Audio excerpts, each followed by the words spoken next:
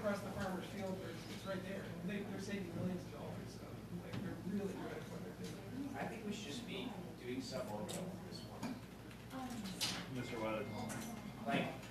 Laying fiber, digging trenches, laying fiber. Call this meeting to order. Bon matin.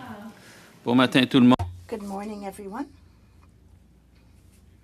I would like to wish a warm welcome to Mr. Moroni, who's here this morning, who's a member of the Natural Resources Committee. And of course, there's a connection between our two mandates, and we're very pleased to welcome him this morning. Fossil fuels subsidies study. We know the protocols. Essentially, if you're staff, you need to keep your masks on at all time. Those around the table can take their masks off, but when you circulate, if you could put your masks back on. For those who are joining us online, if you could just mute your mic when not speaking to avoid the problem of ambient noise. I think that takes care of the rules of procedure, more or less. I just need the committee to adopt one small routine motion related to the witness testimony of Grand Chief Phillips, who was supposed to be appearing last meeting but couldn't at the last minute. We would just like to be able to include his opening remarks, his testimony, as material for the study report. I don't imagine there's any objection to that. I see everyone's in agreement. Okay, so we have our first panel of witnesses, which is comprised of Mr. Eddie Perez of the Climate Action Network. We welcome our Commissioner of the Environment and Sustainable Development, Mr. DeMarco, along with Ms. Miller, Assistant Auditor General, and Ms. Marchand, Director. And we also have from the Trottier Energy Institute, Simon Langlois-Bertrand, who is a research associate. Thank you very much. Each witness has 3 minutes, I believe. So we'll start with Mr. Perez for 3 minutes. Merci beaucoup. Thank you very much. Can you hear me well? Thank you. It is a pleasure for me to be with you today. Currently, I'm at Jodage in the unceded territory of Ganiaga. Manager within Climate Action Network. And yesterday, the Intergovernmental Panel released a groundbreaking report, the third out of 3 major reports, and this one specifically focused on mitigation of climate change. That report says that without a doubt, we have what's necessary to cut emissions by half everywhere. And it also says that things have radically changed in the past 8 years. We know climate impacts are more expensive and they are hitting us harder. But governments and decision makers globally face a historic test. Scientists agree on the following. Either we use all of the resources we have to finance and resource this transition, or we can decide to burn our hope towards a climate-safe future. Le dernier rapport du GIEC. The last report of IPC represents a most complete list ever produced. We can either reduce greenhouse gases by half, compatible with a future where we limit the temperature to 1.5 degrees Celsius, and that requires that we cut subsidies for fossil fuels, because that can reduce world greenhouse gases by 8% between now and 2030. We have had a discussion about regulatory reforms, looking at the types of supports that in previous years, the government of Canada has provided to oil and gas sector, so through direct and public finance supporting through Export Development Canada.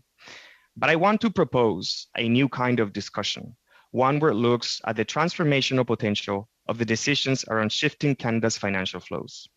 We have been talking a lot about fossil fuel subsidies from a policy reform perspective, but this IPCC reform actually talks about radically changing the conversation on subsidies. It's not just about reforming regulatory policy. Phasing out subsidies represents one of the most important ways to finance our way out of this climate mess. Phasing out subsidies means giving ourselves the power to imagine what we can do with these funds if they can help us build a pathway of economic, climate, and energy security. The IMF has previously estimated fossil fuel subsidies totaling $5.3 trillion US dollars, or 6.5% of global GDP in 2017, compared with $2.4 trillion annually used for energy investments over the next decade to limit global warming to 1.5 degrees. Canada is a major fossil fuel subsidies contributor. It's part of those top 5 G20 countries that has given up to $63 billion per year in international public finance for oil, gas, and coal projects. We know, based on this IPCC report, that climate finance flows need to increase by a factor of 4 to 8 in developing countries and 2 to 5 in developed countries. Now, this environment committee... Unfortunately, we're past the 3-minute mark, Mr. Perez, but I'm sure you will be... have the opportunity to add your insights in response to questions. And we'll go now to Commissioner DeMarco for 3 minutes, please. Thank you, Mr. Chair. We're happy to appear before your committee today to contribute to your study of fossil fuel subsidies. I'd like to acknowledge that this hearing is taking place on the traditional unceded territory of the Algonquin and Anishinaabe people. Joining me today are Heather Miller and Sylvie Marchand, who are responsible for a number of reports on this subject. In 2017 and 2019, we examined whether Finance Canada and Environment and Climate Change Canada supported decision-making in order to meet Canada's commitment to phase out inefficient fossil fuel subsidies by 2025. In these audits, we asked the departments to explain how they defined inefficient fossil fuel subsidies and whether they had identified inefficient tax and non-tax subsidies. Without a clear definition, the departments could not identify which fossil fuel subsidies were inefficient and should be phased out. In 2017, we found that Finance Canada had not defined what an inefficient fossil fuel tax subsidy was, nor could the department tell us how many there were. In 2019, we found that Finance Canada still did not have a clear and meaningful definition of inefficient. It focused on fiscal and economic considerations, but did not consider economic, social, and environmental factors, which are components of sustainable development, in decision-making on fossil fuel subsidies over the short, medium, and long terms. En 2017, In 2017, Environment and Climate Change Canada did not know the extent of federal non-tax measures that could be inefficient fossil fuel subsidies. In 2019, the department's work to identify inefficient non-tax subsidies for fossil fuels was still incomplete and not rigorous. As you are aware, in November 21, we presented an audit report on Natural Resources Canada's Emissions Reduction Fund for the oil and gas sector. The program's interest-free and non-repayable loans for oil and gas companies are examples of subsidies. We found that the program was poorly designed because it did not link funding to net emission reductions from oil and gas operations. Canada needs to assess all of its supports for the fossil fuel industry against how they will foster or hinder Canada's transition to net zero emissions. Despite repeated government commitments and plans to decrease greenhouse gas emissions, they have increased by more than 20% from 1990 to 2019. Urgent actions are needed to reverse this trend. Mr. Chair, this concludes my opening remarks, and we would be pleased to answer any questions the committee may have. Thank you. Thank you, Commissioner. And now we'll turn to Mr. Simon Langlois Bertrand from the Trottier Energy Institute. The floor is yours. Thank you very much for the invitation. It's a pleasure.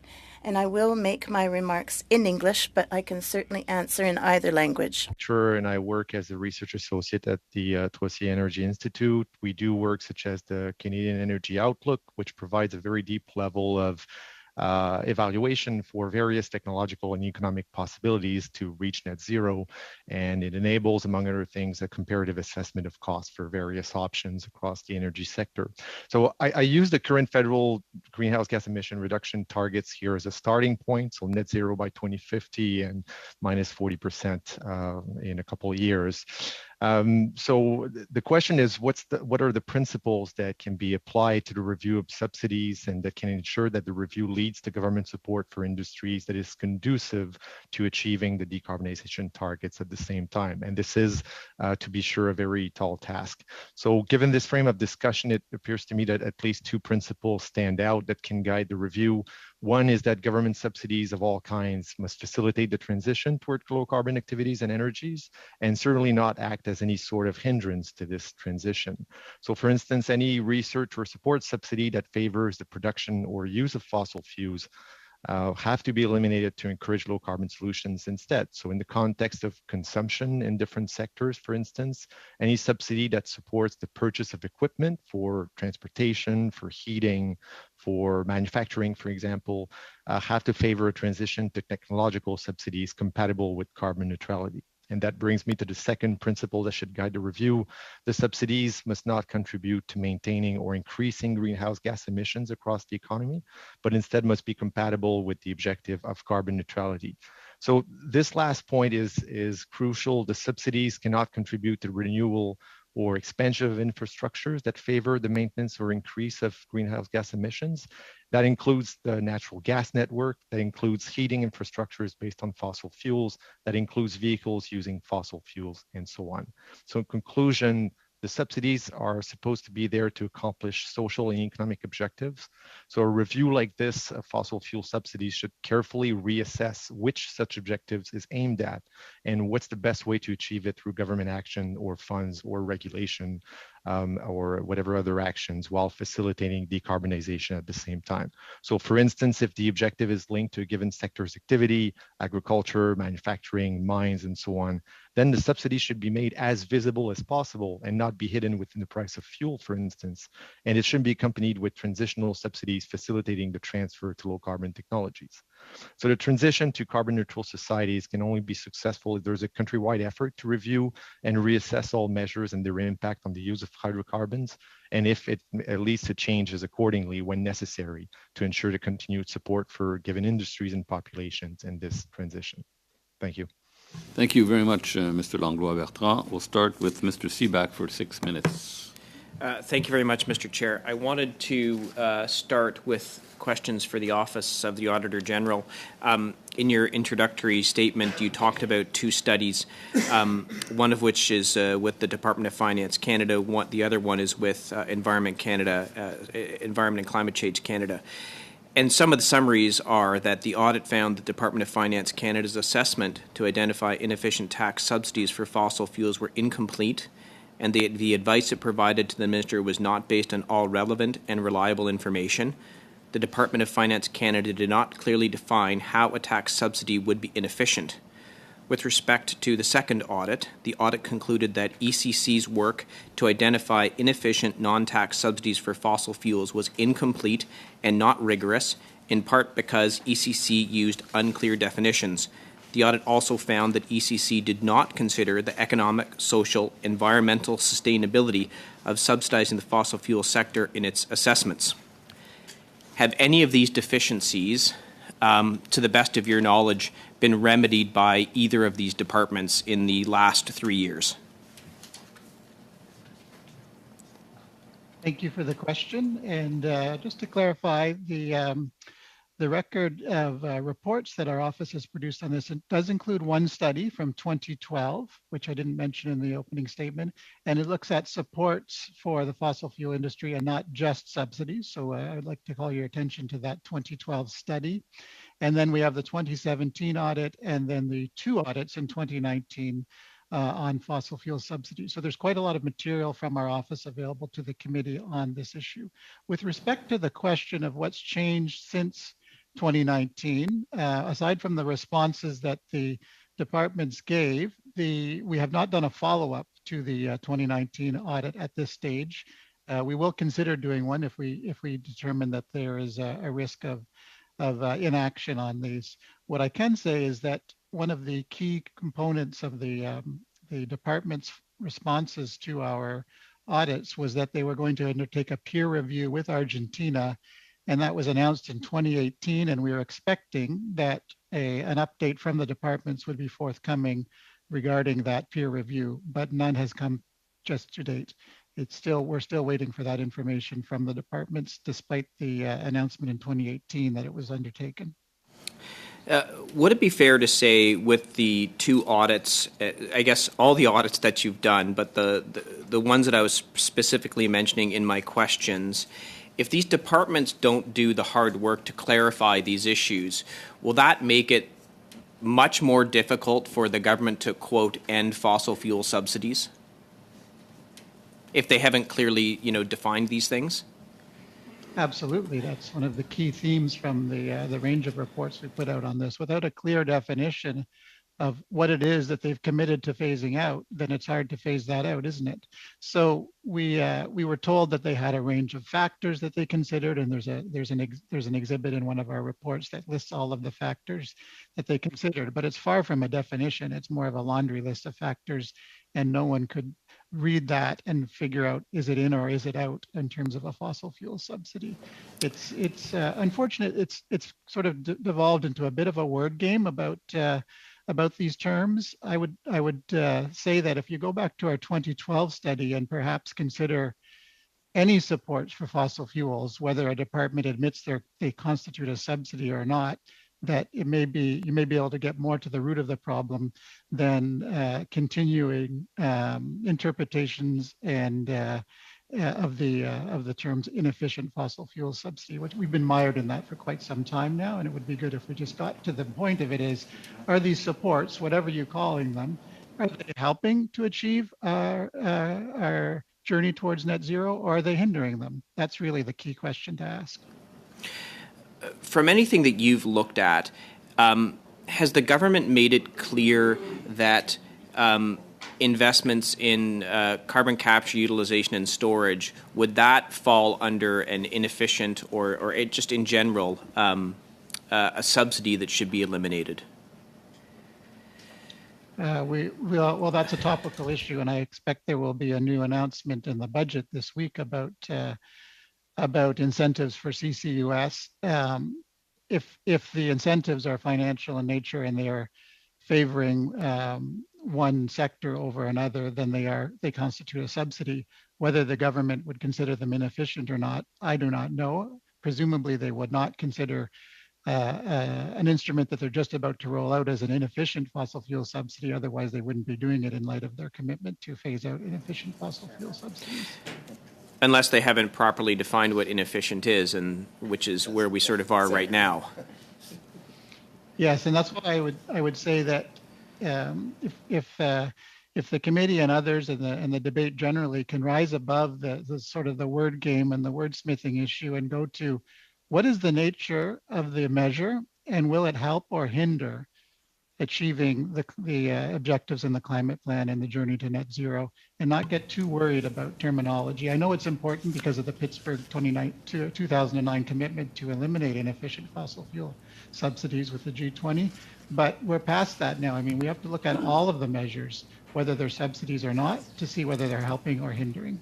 Thank you. Okay, we'll go to Mr. Longfield now.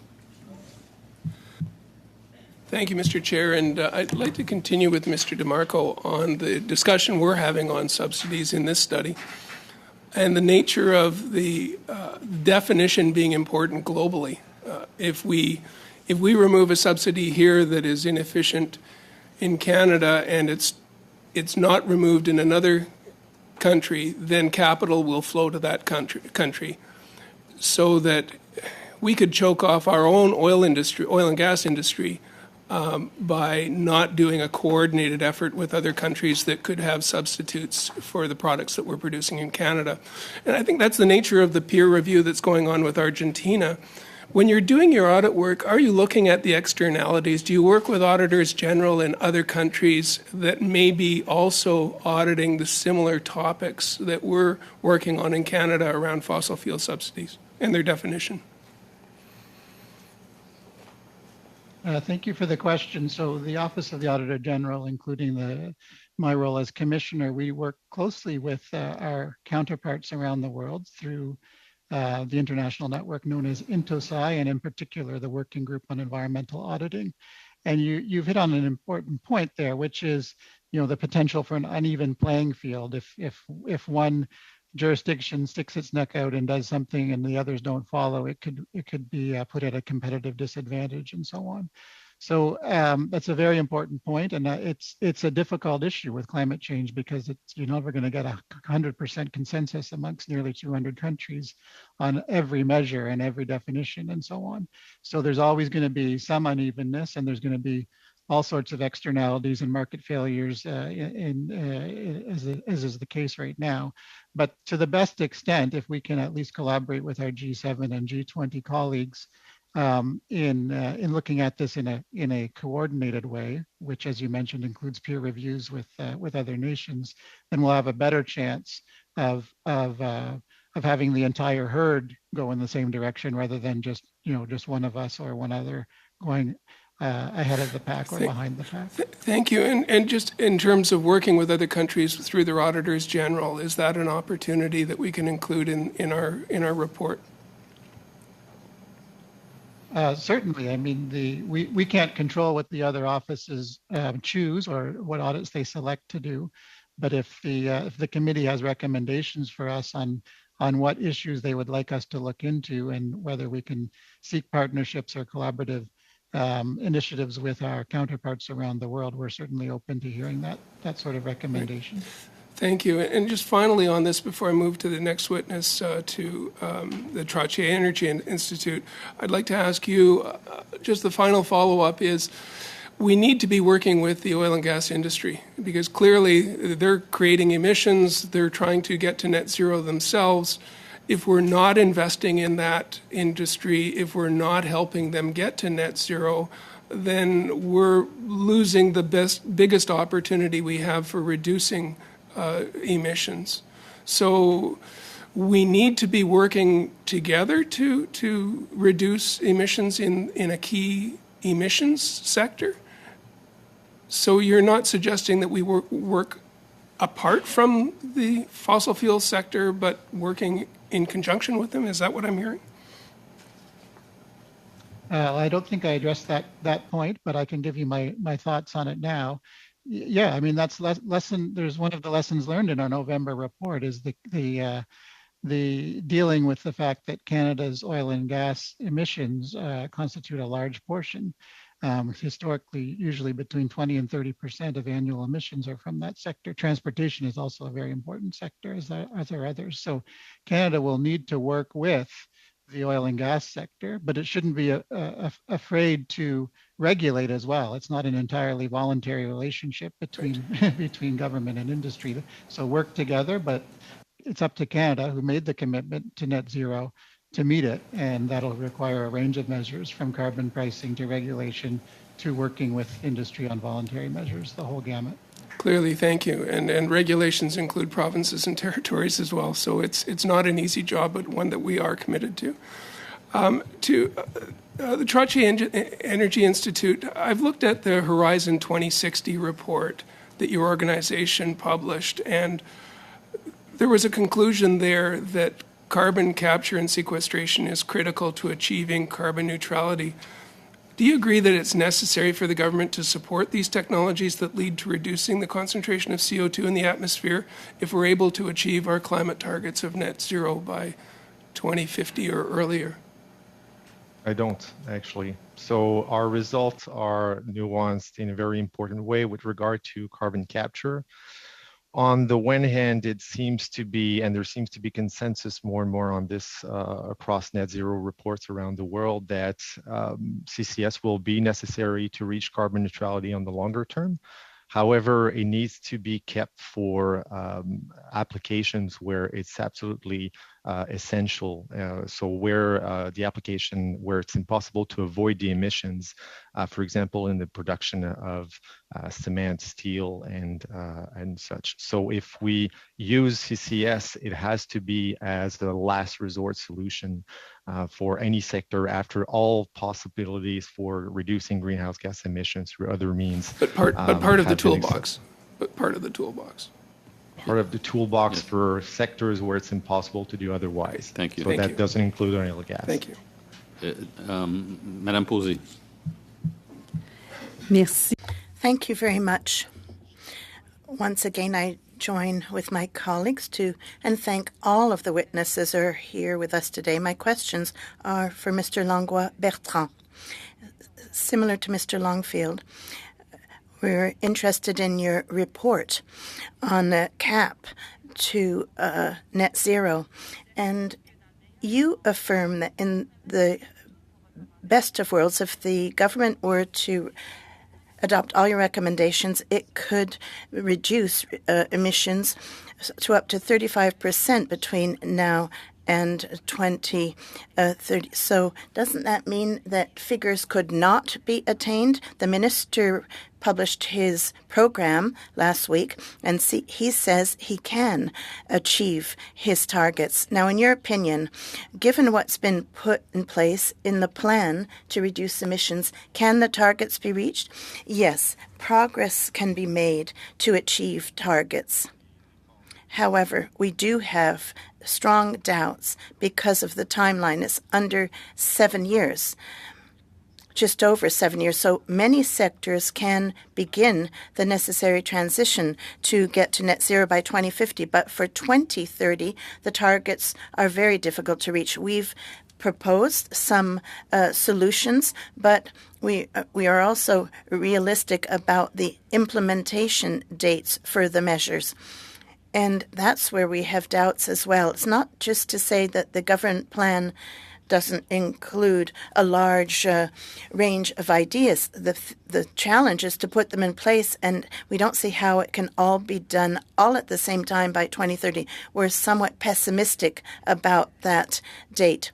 And you also say in your report that, yes, there's pessimism, but it takes major actions and measures to change the trends more than what has been announced publicly and put in place. And you say that these actions need to begin right away and be coordinated by all of the different levels of government. And right now, we know that the provinces produce a lot of electricity, and some are using fossil fuels. So the plans are not going in the right direction. And the IPCC report says that within 3 years, we have to act to cap our emissions.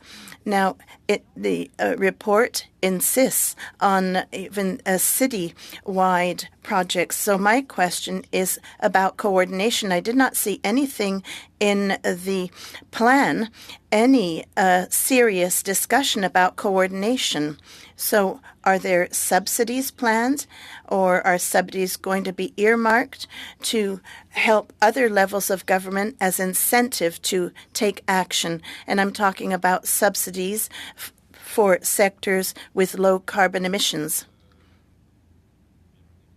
Well, there is the example of electricity. That is interesting, given the situation of some jurisdictions that are producing electricity that's governed by provinces. And one of the questions the federal government has to ask itself is, what role can it realistically play to move things in the right direction? So in the plan that was published last week, we can see that the government is aware of that and is proposing solutions. But the provinces need to be included very quickly.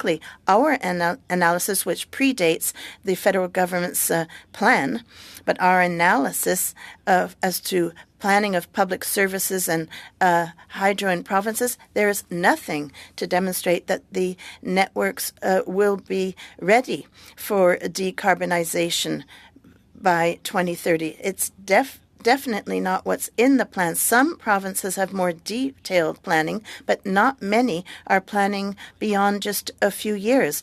So they're not including everything that needs to accompany decarbonization, including lower demand for hydro. Thank you. But at the same time, is it not surprising to consider that in the plan to reduce emissions, there was never even a question of, including the members of cabinet focused on environmental issues? Well, in the plan, unless I'm mistaken, I might be mistaken, but there is this idea of creating a kind of national council for electricity measures to accelerate decarbonization. Now, would it be better to do that in already existing councils? That's difficult for me to answer just in a jiffy, but doesn't mean that all the actors present in all the organizations have similar motivations. So that's where some difficulties lie, and you need leadership to move everybody in the right direction if you want to get good results. And now I would like to address Mr. Longfield's topic about carbon capture and utilization of carbon. There is talk about the tax credit. Now, is a tax credit, in your opinion, a subsidy for fossil fuels? Very quickly, Mr. Bertrand.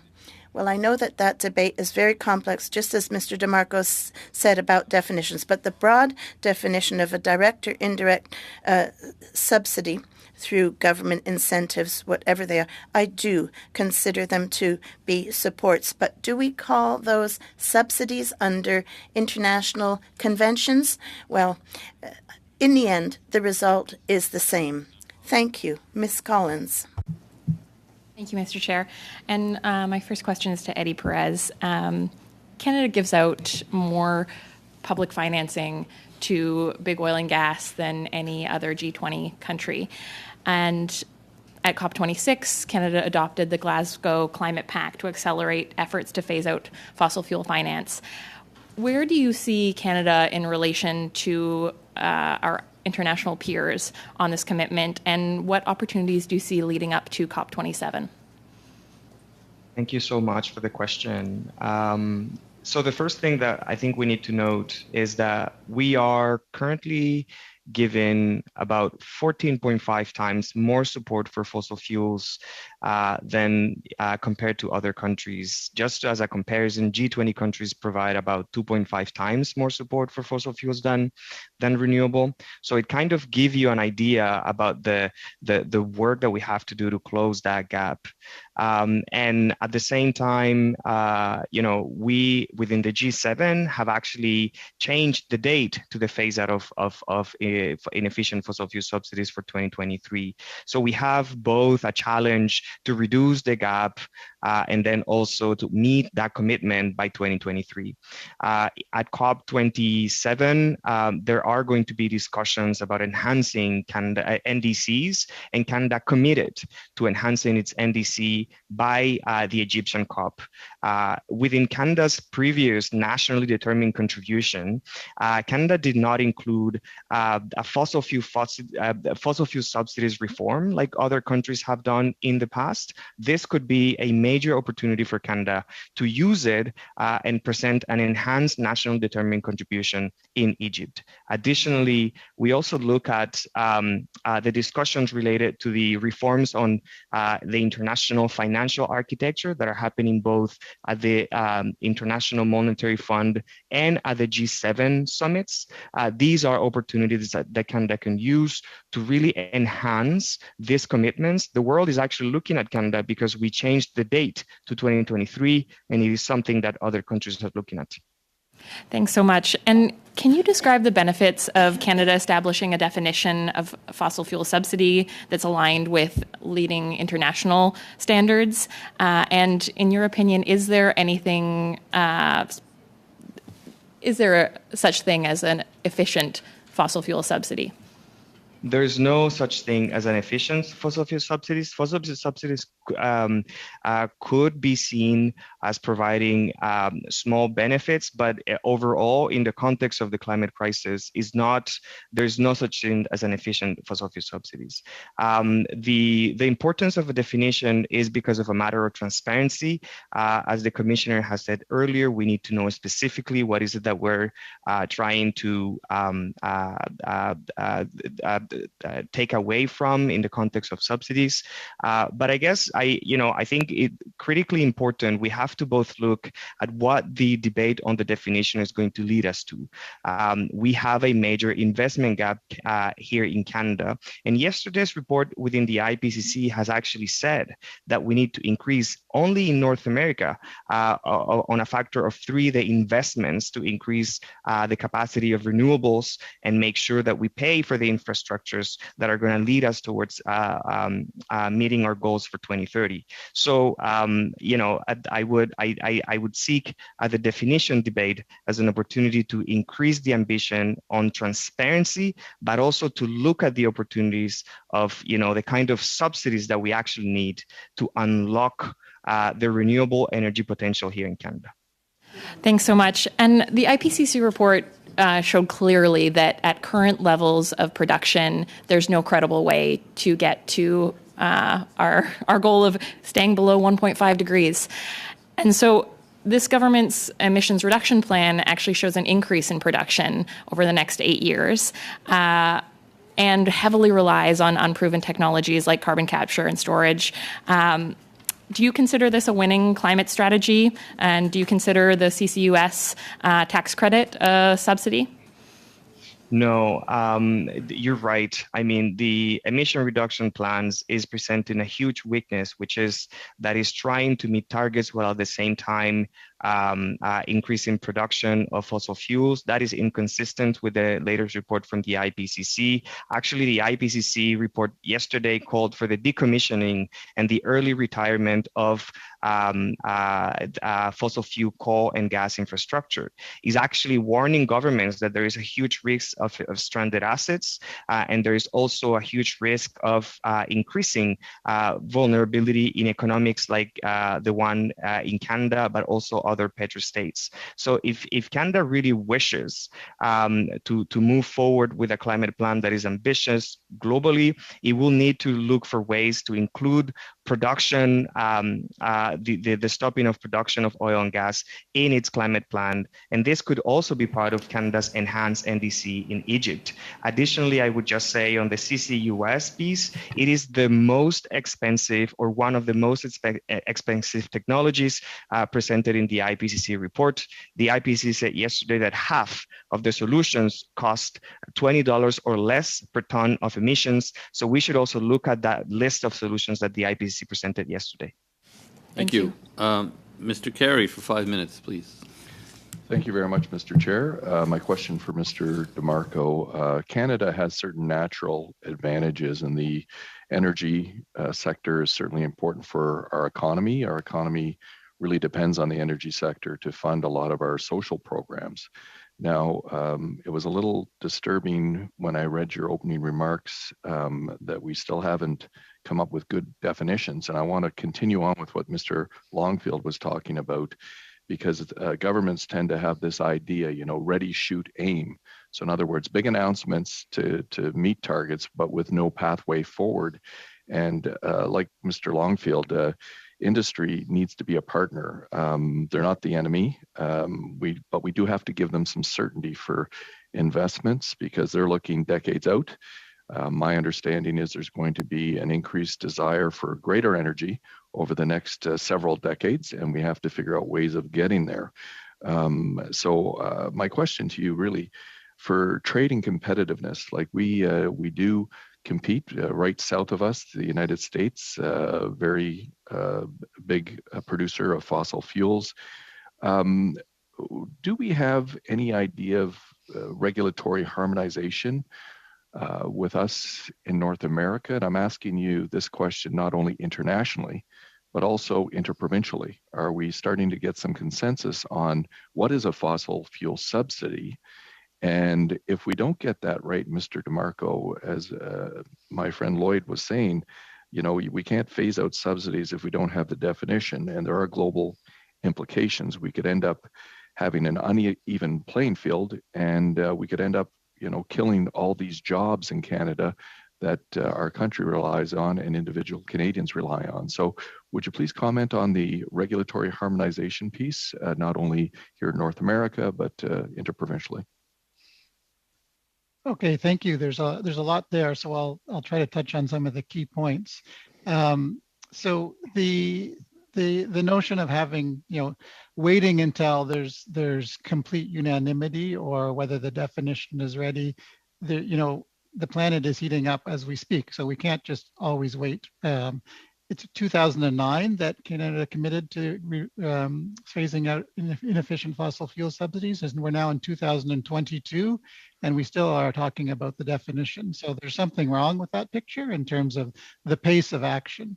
Regarding the, you know, Canada being blessed with energy resources, it's blessed with a wide array of energy resources and not just fossil fuels. So if we're going to move towards net zero, the answer isn't going to only be, you know, from the oil and gas industry working on further oil and gas. It's going to be also in diversifying our energy base, and this will also have the co-benefit of increasing energy security, something that countries around the world are looking at because of the crisis in Ukraine and the need to have more dispersed energy production rather than relying on imports and so on.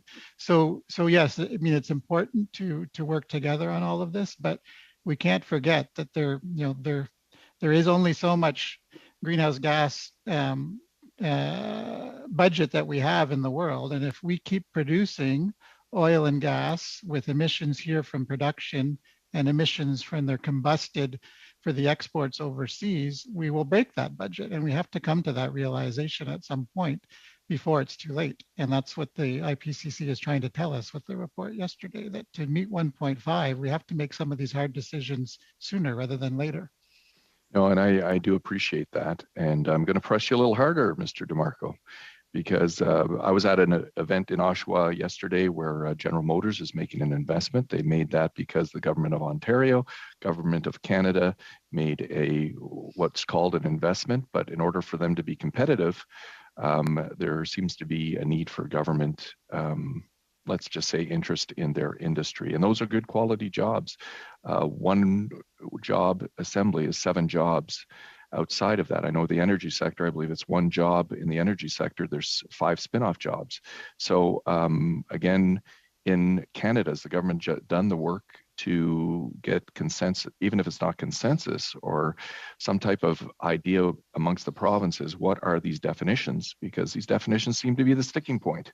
And if we're competing against the United States, which is just directly underneath us, I'm concerned about the implications of Canada moving ahead, where you know, we could shut down our whole economy, and congratulations for us, but we're still going to be needing some energy in the future. Thank you. Could you comment a little bit further on that? Maybe an answer to another question, Ms. Taylor-Roy.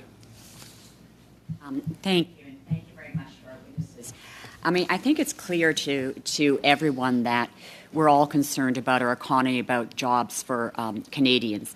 And I was wondering whether each of the witnesses could comment on, rather than the definition of inefficient subsidies, but what you think are the most efficient ways that we can help the oil and gas, the fossil fuels industry transition. What kind of programs can we put in place that will help us get to our goals more quickly? Because I think that's what we all want, is we want to reach our environmental goals, but we also want to support the industry and make sure those jobs are there. So how can we, in your opinions, you're all experts, move in that direction? I can start with the answer to that question, to at least a start, and I'll leave it to the other witnesses to pick up on your question. You mentioned the key word, which is transition. So a just transition, which is another topic that we are auditing right now, and we'll have a report for this committee later this year. A just transition is really key. You can't expect regions of the country to suffer disproportionate effects simply because of historical realities relating to their resource base and their economies. So we have to have a just transition so that there isn't just the negative side of the ledger that people are worried about, and they're also seeing the positive side. So the negative side would be job loss or loss of investment and so on. If you compare that against nothing, it looks terrible. If you compare that towards a circular economy, a low carbon economy that has other jobs that are equally attractive, that still support those communities and so on, then it doesn't look so bad. So that's why a just transition is key. Otherwise, we don't want to have a Darwinian approach to this where some regions will suffer at the expense of others who will benefit. I'm certainly happy to continue on that front because I agree with Mr. DeMarco that the solution ahead of us is not necessarily one where we're seeking to demonize one industry over the other. Is actually about putting people and communities first. The climate crisis is all about security. It is about health, and it is also about reassurance. But it's also a frank discussion that I think we need to have. We have a delay. We have 8 years, but at the same time, Canada remains one of the wealthiest countries on the world. When you look at all the analysis when it comes to our capacity to tackle this climate crisis and unlock these just transitions and the way in which we respond to the needs of workers and communities, we have much more money than any of the other petrostates in the world. So I think we also need to have a discussion in the context of this element on subsidies about the kind of resources that we need in Canada to help people and community have these transitions. And just a couple of facts on the issue of that we have an investment gap. We keep adding less solar and wind generation in the last 5 years when we compare to actually other G20 countries, except Indonesia, Russia, and Saudi Arabia. We, on average, are providing much less money to transition plans than when compared Mr. even Perez, to the United States. Sorry, I appreciate that, but what I'm really trying to focus on is solution ideas from the three of you as witnesses. So what is it that we should be focusing on then? We know, we've discussed the inefficient, and I agree, having this conversation, we don't have time to have the conversation about what's inefficient and what's not. We have to focus on what we can do to help people in communities make the transition work most quickly and support them. So if you're looking at all the things that you see and saying, this is what Canada should be doing, this is what we should be putting money into to help this transition, what would you say is the top thing? You're asking me or asking no, Mr. you. Langlois? I'm asking all of you, but really, yeah. Well, I mean, all of you have I about 40 seconds. Okay, Mr. Langlois hasn't answered, so I'm going to give him the 40 seconds. Yeah, I can pick up. Maybe this is an oversimplification, but I think at some point we just need to go back to the original question, which is why the support for this particular industry? And the answer to that, I alluded to in my opening remarks. Is it for job creation? Is it for supporting communities? Is it for reducing inequalities and so on? All of this now needs to be reassessed in the context of also achieving decarbonization. So how do you create jobs? How do you reduce inequalities? How do you support communities in transitioning in a way that you can now provide the support, but in a way that is compatible with decarbonization targets, right? So that includes a retraining of some communities for sure, and some jobs recreated elsewhere or transferred, but it also includes doing something with the existing installations whenever possible, perhaps for part of this production, or transforming the sector in a way that's compatible. Thank you very much. Madame Posey. Oui, alors... Thank you. A first question for Mr. Perez. Very quickly, I have 2.5 minutes. Do you agree with the Association of Canadian Petroleum that all subsidies for their sector does not constitute a subsidy? No. It is a support that is being granted to the industry. Now, a question for Mr. DeMarco. Now, tying in with your opening remarks and Mr. Seebeck's question, going back to the 2019 audits, many things were requested, but there was a lack of transparency. how do you avoid the challenges of your predecessor regarding the reliability of the data that you will have access to for your work into the future? Commissaire à 2019, alors je vais demander I was not commissioner in 2019, so I'll ask Sylvie Marchand to answer that question. Could you please specify the question further? I'll repeat. There's many obstacles in 2019, and there was a lack of transparency on the part of the department that refused to provide information. Now, do you have any ideas how you can avoid the obstacles regarding the transparency and reliability of the information that you need to have access to for your future work? Well, I don't know that I'm the best person to answer that question. We do have tools, of course. We have the Auditor General's Act. We also require good cooperation with departments, which we have. That's about it. The thing is, it is an ongoing job. Now, then I'll stop you. Just a last question with a little time left. Mr. DeMarco, do you think that the government will be able to reach its target and be able to eliminate its subsidies to fossil fuels between now and 2023? Very quickly. Could you use your crystal ball? Will the government be able to attain its objective?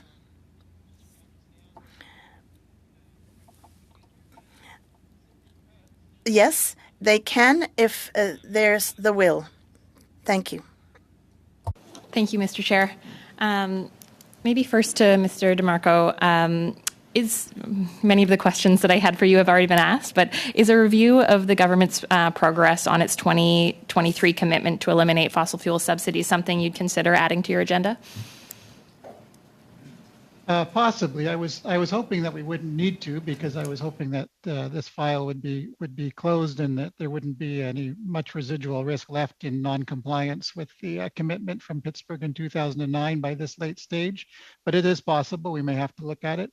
If we do look at it, we may look at it more broadly, as we did, for example, in 2012, where we looked at all supports in a study on fossil fuel supports, as opposed to getting mired in definition. What I've called the word games about the definition. Thank you so much. And then to Mr. Langlois-Bertrand. Yesterday's IPCC report made it very clear that we have the tools to transition to ensure that we're reducing emissions. You had mentioned in one of your answers that CCUS subsidies shouldn't be given to the fossil fuel industry. Can you elaborate? Sure. We're going to have to do a lot of carbon capture and storage in order to reach carbon neutrality. At least that's what all of modeling seems to suggest at this point. So that means that we need to be careful about where we use it, especially on the short term. It's still an expensive technology. There's still a lot of uncertainty with regard to storage itself and the performance of the technology itself to capture emissions.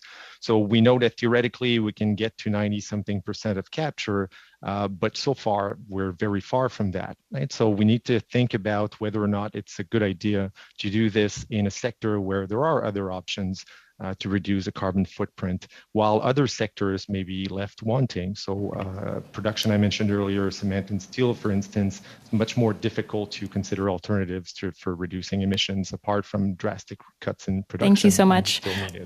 And then back to Mr. DeMarco, given that we're hearing the government is planning on giving the fossil fuel industry and others a $50 billion tax credit subsidy. Do you see a policy disconnect between continuing to subsidize the production of fossil fuels when we have solutions available to transition to renewable energy that are not actually adequately funded currently? That's kind of a yes or no, I guess, because we were running out of time.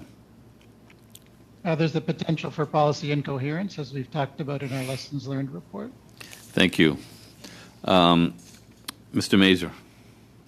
Thank you, Chair. Mr. Perez, we heard from the Indian Resource Council last week who stated, and I quote, "Many of the things that have been described as fossil fuel subsidies are actual programs and funds that directly support our First Nation communities and our involvement in the sector. This goes to rectifying some of the economic wrongs that have been done to First Nations in the past. However, you and your organization are calling on an elimination of these so-called fossil fuel subsidies. Do you see a concern with the economic impact that this would have on to First Nations?" Thank you for the question. I actually do see a concern on the impact on fiscal policy and the help that Indigenous communities need in the context of transitioning and making sure that they have the services they need to thrive. But I think we can't limit the debate on fossil fuel subsidies to that specific case. I think we need to look at, as we've said it before, which of the subsidies that need to be phased out immediately and which are those that are providing specific and helping meet specific needs, in particular when it comes to Indigenous communities.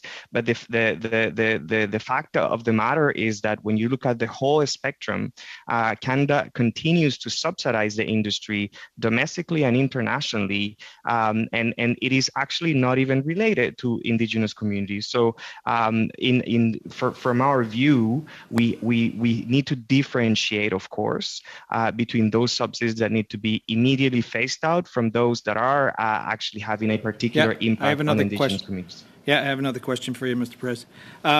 In the ISD report on federal fossil fuel subsidies in Canada, one of the non-tax subsidies listed was $2.37 million to fund a diesel generating station in Northern Ontario First Nation. Seeing that this is considered a fossil fuel subsidy, do you believe this investment should have been made? I think that Canada, in the context of reconciliation, should consider investing in what it should to repair the harm done to Indigenous communities. As I said earlier, in our view, there is a distinction that needs to be made between the subsidies that government is actually giving to industry and the money that is actually being used to make sure that Indigenous peoples have the access to the services they need in the North, where the government has also underinvested to ensure that they also have the ability to participate in. Should have that investment been made? Yes or no? I think from a personal experience, I think they should but we also need to think that those. Yeah. Thank you. And you wrote in an article in December on COP26, and you stated in regard to the Glasgow Climate Pact, and I quote, "The final text didn't go far enough and avoided mentioning the need to phase out gas or oil. Do you still believe Canada should phase out oil and gas at a time when the world is wanting to cut ties with Russian energy?" I do. And actually, this war has exposed the need for us to transition away from oil and gas. Around the world, the European Union and members of the European Union are actually looking for ways to transition away from fossil fuels and gas. There is, of course, this energy crunch discussion that is happening right now, but that doesn't actually, that can't be a replacement for the fact that we can't expand production and the increase of infrastructure of fossil fuels. So certainly this war has actually made the case that we need to transition away from fossil fuels. So what do you tell the people that have no energy right now today? Like Germany's basically firing up their old coal plants because they've been cut off from Russia. Like what do you tell those people that are sitting cold there today? The energy experts around the world, in particularly those from the International Energy Agency, have said clearly that this represents a moment of wake up in the context of energy security. It will come first, of course, with relying on some fossil fuels, but this is also a way in which we can get ourselves out of the dependence on fossil fuel energy. They have said it, it's not me. There's a 10-point plan that actually looks at all the solutions that are at our disposal to put behind us the legacy of fossil fuel dependence. Okay, I'm pretty close. Yeah. Okay. Thanks, Mr. Duguid.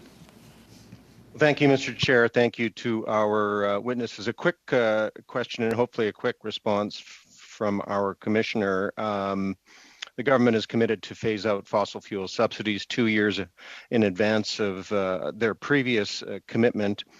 I'm wondering what you need in terms of transparency, data, a framework to assess whether that commitment has been fulfilled.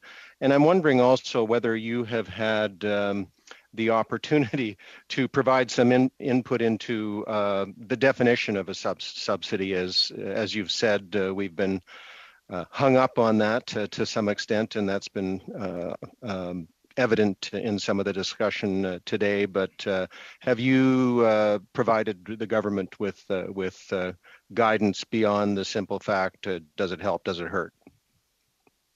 So so nothing recent, because this is a topic that the committee chose to study, but we don't have a recent report on it. So I don't have any new data to share with you because it's not an open file. I did respond to Member Collins and say it is something we'll consider looking at again in the future, but we don't have any late breaking news or anything in terms of our relationship with the departments on this particular issue, because we've only come here today because it's a topic that was chosen by the committee as opposed to a topic from a recent report that we've tabled. Having said that, I was with the 2018 peer review and with Argentina starting, and then a 2019 consultation with Canadians on definitional issues and so on. I was expecting to find more in the file in terms of recent communications from the department to Canadians at large regarding this issue, but there isn't that sort of reporting, and I do not know the answer to that.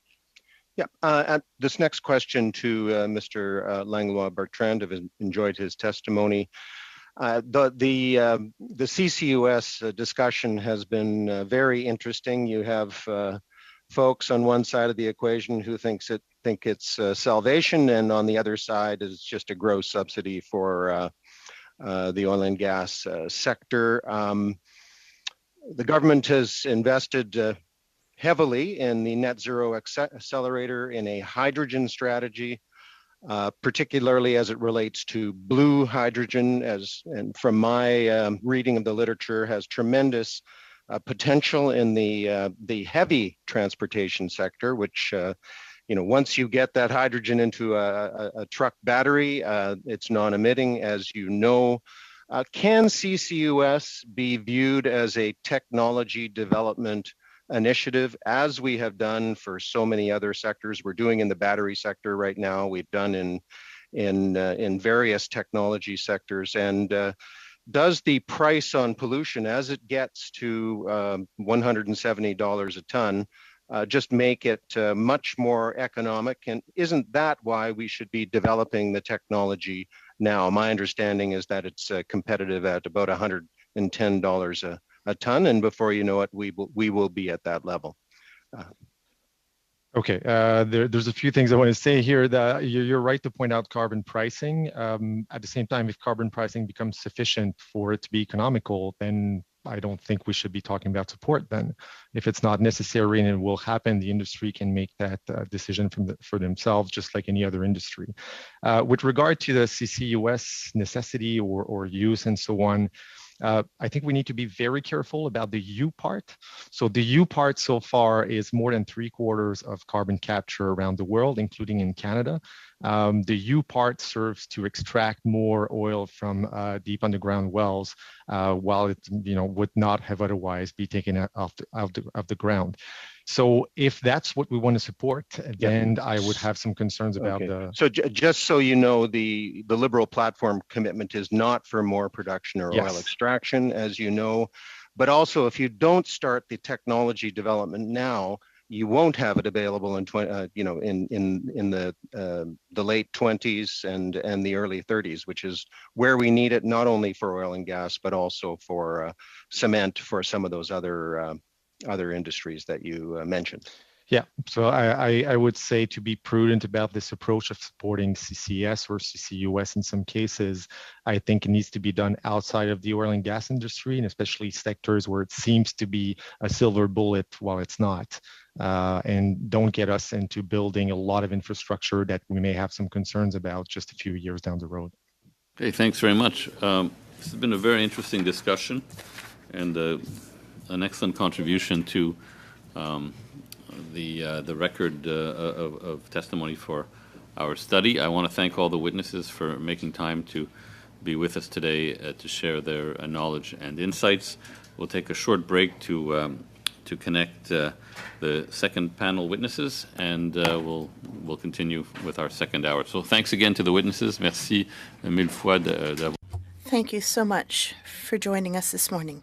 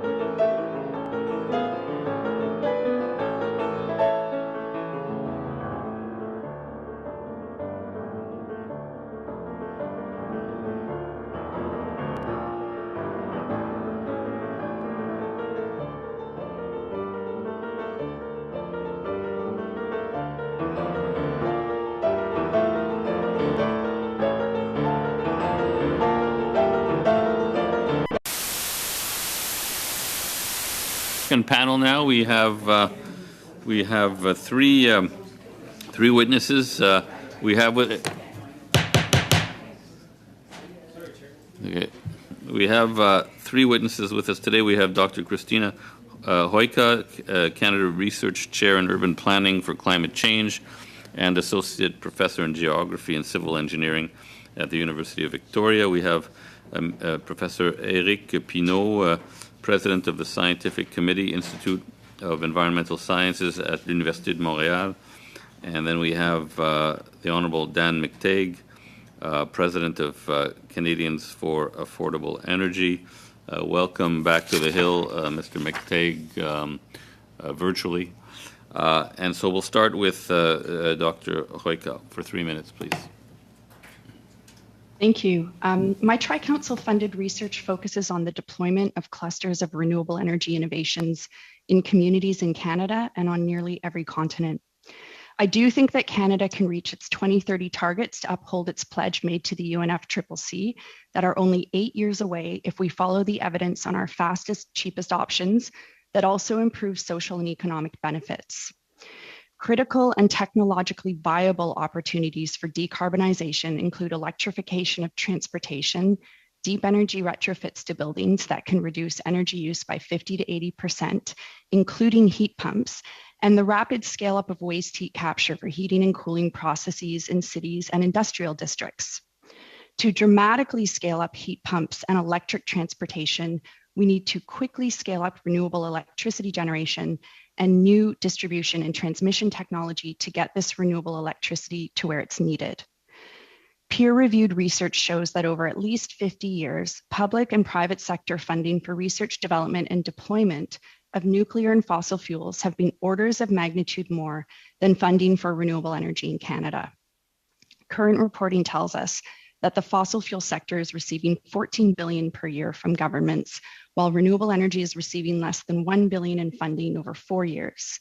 If we spent on renewables the way we spend on fossil fuels, we could direct financial, regulatory, knowledge, and administrative resources towards our best possible pathway for meeting both our 2030 and 2050 targets. A dramatic increase of renewable energy is possible as there have been tremendous technological advances. For example, renewable energy has become the cheapest option on the market, including compared to coal. Combining renewables and adding flexibility like load balancing and demand response can reduce the cost of storage. According to the Organization of Economic Cooperation and Development and the International Energy Agency's Energy Technology Guide, there are at least 38 technologies that include a range of renewable energy technologies that are market ready and could be scaled immediately with the right supports. According to my own research and analysis, Canada is not supporting these proven technologies to the extent needed to meet our climate goals. It will be an achievement to provide transmission to cities for electrification of vehicles and growth of population, buildings, and industry. However, with the right mix of policy instruments that are regulatory, economic, and knowledge-based, as well as administrative support for programs and support for communities to participate meaningfully, we can rapidly diffuse renewable electricity and empower communities, whether urban, rural, or Indigenous. This can be done in a socially and economically just manner. Thank you. Thank you very much, Professor. Professor Pinault. Thank you. Good morning. I want to discuss two specific cases of subsidies to fossil fuel extraction. The tax credit for CUSC type technologies, the CCUS, and I would like also to say a few words about the Trans Mountain Pipeline, which for me represents a subsidy to industry. So since 2021, we've seen a rebound in the price of hydrocarbons in the wake of the post-COVID recovery and relative underinvestment in extractive capacity in the last 6 years. And oil and gas companies are flush with cash. So the companies have decided to share their income with their shareholders. And now I would like to discuss subsidies as a tax credit with CUC technologies. So what are the possible effects of this tax credit? So I take the formula used in the federal government's emissions reduction plan to use the CO2 to extract more hydrocarbons, enhance recovery. So the first economic effect, the low cost per ton of CO2 in the absence of major investment programs at the moment, and the money the industry will save via the credit and allow them to pay for more profits to their shareholders. And then you have the CUSC projects that are promoted for the industry. These CUSC projects are aimed at reducing the GHG intensity of each barrel, not the full decarbonization. And in my opinion, this is a commercial policy and not one of transition towards carbon neutrality. In terms of opportunity costs to reduce emissions, it's a very inefficient measure when compared to investment policies in renewable energy and electrification.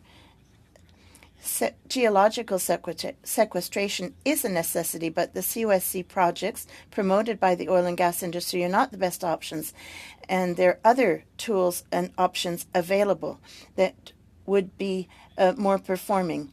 So in the tax credit under discussion, there's no link between assistance and decarbonization performance. And yet, these projects generally do not meet their stated objectives. They underperform. So given the youth of the technology, the need for long-term development and long payback projects of any project implemented, and the fact that the projects are tied to hydrocarbon extraction activities, the tax credit is likely to act as a powerful lock-in. And so the subsidy in question is effective in protecting industry from the risk of climate policy, but not very effective in climate policy risk. Thank you. Thank you very much, Professor Pinault. We've gone past the 3 minutes, so now we'll turn to Mr. Teague. Thank you. It's been a while, and thank you for being so warmly welcomed. Be here, and I thank you for the invitation. I'm going to keep my comments very brief. The issue of fossil fuels is in fact indeed vast, as is the issue of climate change. Selecting the one area in terms of subsidies brings about some interesting points and commentary, which I'm pleased to answer as best as I can. But to my way of thinking, counting things, and we've heard this from previous witnesses, counting deferred taxes is not, in fact, a subsidy. In fact, if you look at the actual amount of subsidy, it may very well be negligible, and certainly not energy subsidies, which I think the committee is now realizing are extraordinarily difficult to define and to measure. And it actually has little to do with costs directly from government. So much is made of oil as subsidies to oil and gas, and while there are some, no industry invests, in my view, more of its own dollars in innovation in Canada than the oil and gas sector. The value it delivers is profound across society, across the country, and principally in driving energy prices lower for consumers, and is the single biggest benefit for society's well-being. Without affordable energy, our society will be plunged into profound difficulties. Those are the kind of difficulties that have been expressed by previous witnesses here that we're seeing every day now in the United Kingdom and in Germany and in the entire European Union. But a government that's committed to net zero and a just transition is a government determined to undermine affordability, a government determined to subsidize more, not less, at huge cost to society. Net zero policies are destroying the UK's economy. A just transition is about more government intervention, not less, and with it, more economic dislocation for all. Alors, j'attends vos questions. I look forward to your questions. McTague, Thank you, Mr. McTague. on débute. Now we'll begin our round of questions with Mr. Mission for 6 minutes. Mr. Chair, and to all of the witnesses, welcome. Certainly, Mr. McTeague, it's been a while, but I do remember serving with you. And of course, when you talk about the deferred taxes not being a subsidy, I think someone that spent as much time on the industry committee as you had certainly understands that which makes this country roll.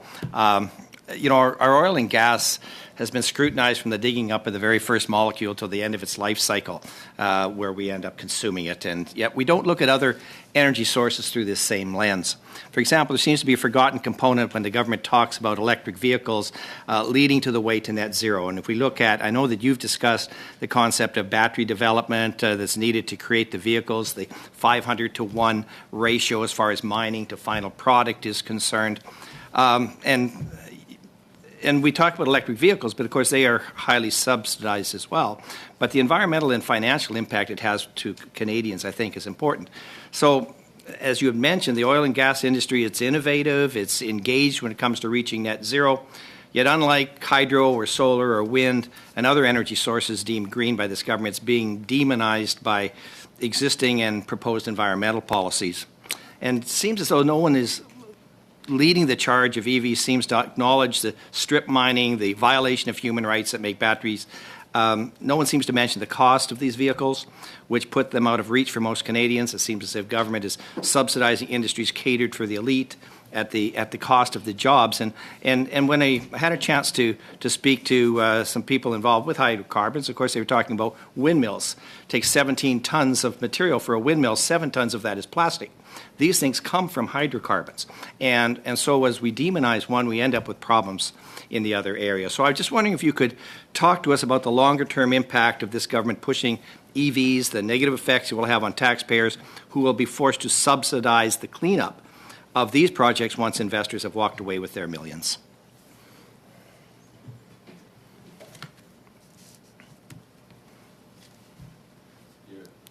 You're on mute. Sorry, Chair. Who was that for?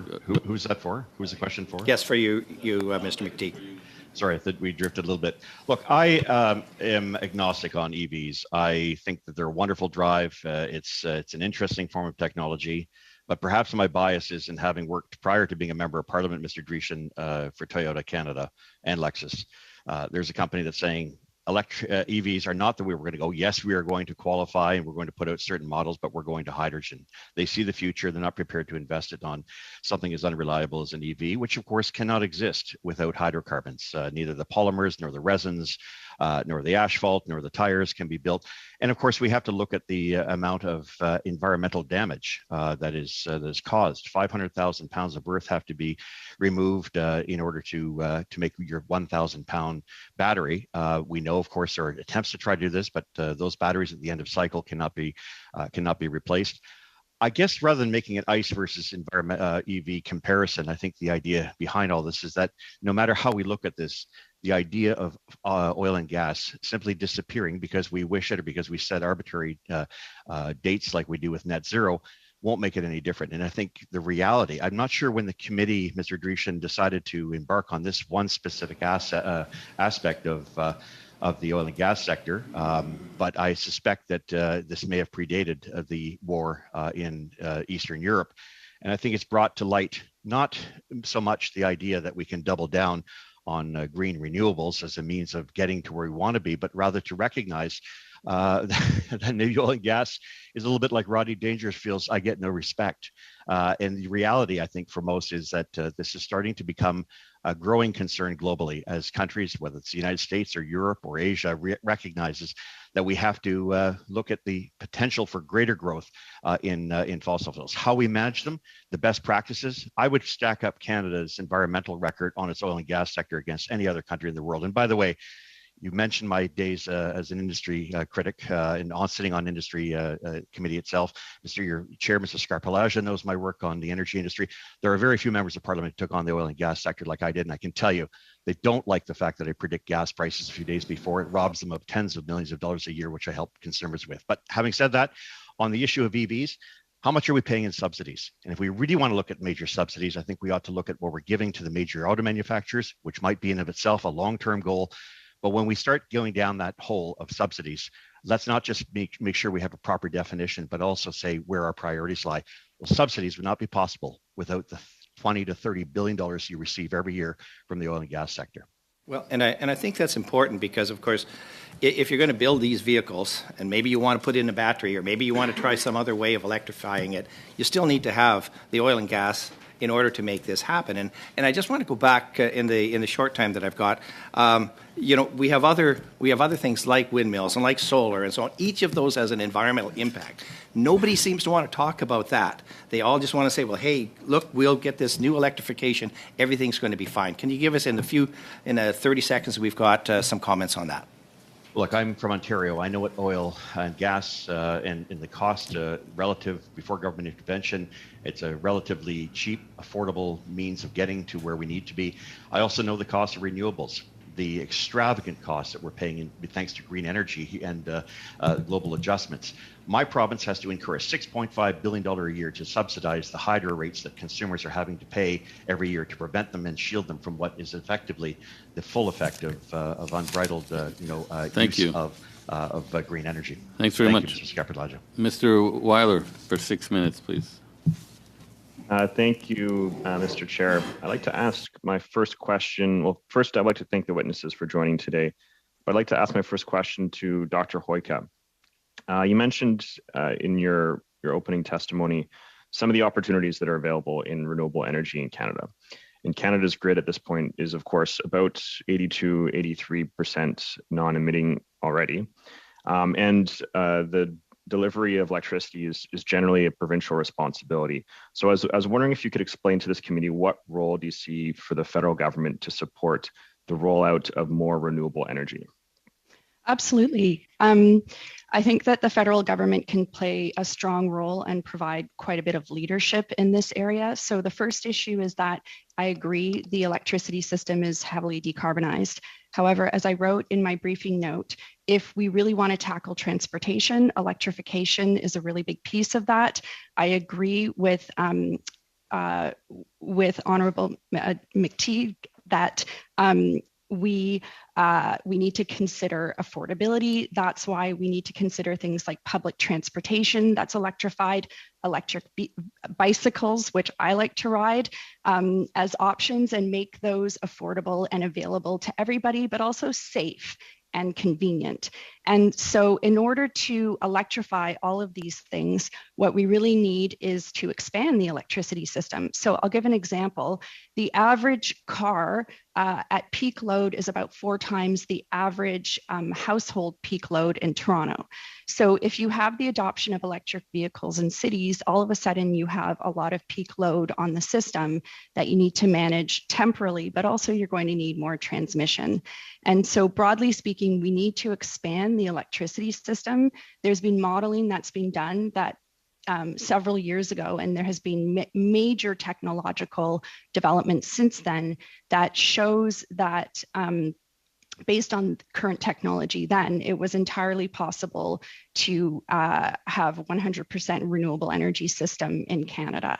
So what role can the federal government play? So there's a few things. One thing is that the federal government can provide economic supports. There's a range of different types of economic instruments that can be provided. And when those dovetail on each other, we saw in Vietnam, there was basically, exponential growth of renewables. So the federal government can provide that. The federal government can also work with provinces on provincial interties because some provinces will have access to more renewable resources than others. The federal government also, if they're setting up a carbon pricing system, they can bring some funds towards that. The other thing is that, yes, electricity and energy are provincial matters. However, there's no reason why the federal government can't provide carrots in terms of removing some of the sticks that are in the regulatory system that are limiting our ability to have a resilient electricity system in different places. And by resilient, I mean ready to deal with the impacts of climate change. We're already seeing the impacts of storms. We're already seeing the impacts of massive heat waves. And all of these are affecting the reliability of electricity around the country. The federal government can also already directly working with remote communities, which is a really important area, but also can be a really important area for deployment and innovation and for technological testing, and to see how communities work. Finally, the federal government can provide a lot of knowledge, training, and skills, which is a really big piece of what we need in order to make this transition happen. And by that, I mean reskilling, but also the energy sector is the least diverse sector globally and in Canada. And so also we need to have training of diverse communities and diverse groups in order to have new jobs in this area. And additionally, the federal government can provide administrative supports. And those are really, really critical to roll out of any of these things. So for example, I read recently that the energy retrofit program, which is rightly focusing on deep energy retrofits, it's far behind administratively in terms of the number of audits that are going through.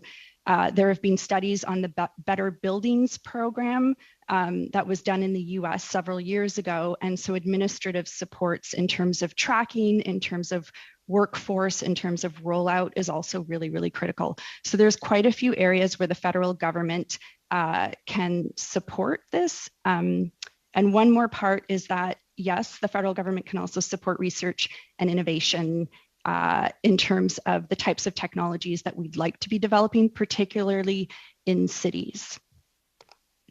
Thank you. Just following up on that, you mentioned a number of the programs that are already in place through the emissions reduction plan, through the Healthy Environment, Healthy Economy, and the Pan-Canadian Framework, as well as some of the programs we have that are being run by the Canada Infrastructure Bank. So there are supports there for interprovincial transmission, smart grids. Otherwise, there's the SDTC, the Strategic Innovation Fund. With those programs, where do you see the gaps in supporting some of the transition to more renewable energy future? Unfortunately, we're out of time, but there may be other opportunities to provide answers to that question. Madame Posey. Thank you very much. Thank you to the witnesses for being here. And Mr. Pinault, I'm very pleased you were able to attend today, despite difficulties last week. In your opening remarks, you explained the diversion regarding the carbon capture, and if the government were to grant funding for climate change, but in support of technologies that would undermine this fight, are we to conclude that these would be camouflage subsidies to fossil fuels?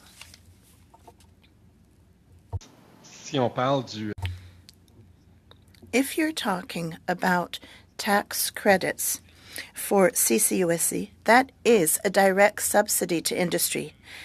Industry considers that one of the issues it has with what it sells on international markets is the carbon tax is too high. So they want to be competitive in the market. So we have to look at that. And it is with that objective that we want to turn to new technology. And it is a subsidy. It is a subsidy to stimulate innovation and investment. And what I say is that with regard to the oil industry in particular, and also the gas, decarbonization is partial. It's not a tool that is going to perform. That is the point I'm trying to make. It is a subsidy, a commercial subsidy. It is a way of intervening in production conditions of a product we sell on international markets, but it is a subsidy. So going back to your opening remarks, you illustrated the choice of oil companies with their profits. They're not investing. They're actually paying dividends to shareholders, and they are already rich. Now, by capping production now, the jobs that exist will remain. So then we could make choices regarding development of renewable resources. So we talk a lot about jobs and workers as a reason to keep subsidizing oil, which is already a rich sector. So when we talk about transition, we use workers and jobs as an excuse. Can you comment on that? Well, to talk about that, you have to talk about the cycle in which we find ourselves. Since 2014, the industry cycle is one of consolidation and restructuring. It's not a development and innovation trend. Aside from gas, where in BC there is a slight difference, but if you look at direct and indirect employment per barrel of oil, it's been diminishing year after year. Since 2014, the industry has been consolidating, diminishing its production costs, and essentially by reducing the number of workers it needs. So we shouldn't be thinking that this is a sector that is expanding. No, it is consolidating. If you look at the 6 largest extractors in Canada, it is the case. And just think of Suncor's announcement yesterday. It is withdrawing completely to focus on CCUS, hydrogen, and its assets in the tar sands. So you have an industry that is restructuring. So you have to be very careful with these jobs arguments. Thank you. You also talked in your opening remarks about that you wanted to talk about Trans Mountain, but you didn't have time. So, well, yes, I look at Trans Mountain as a subsidy to industry. The construction costs are 4 times the initial estimates. And the government had lent, but they talked about getting investment from the private sector, but it will no doubt be done with protected loans, which is again a type of subsidy. But that is a political decision. You have to recognize that it is a subsidy.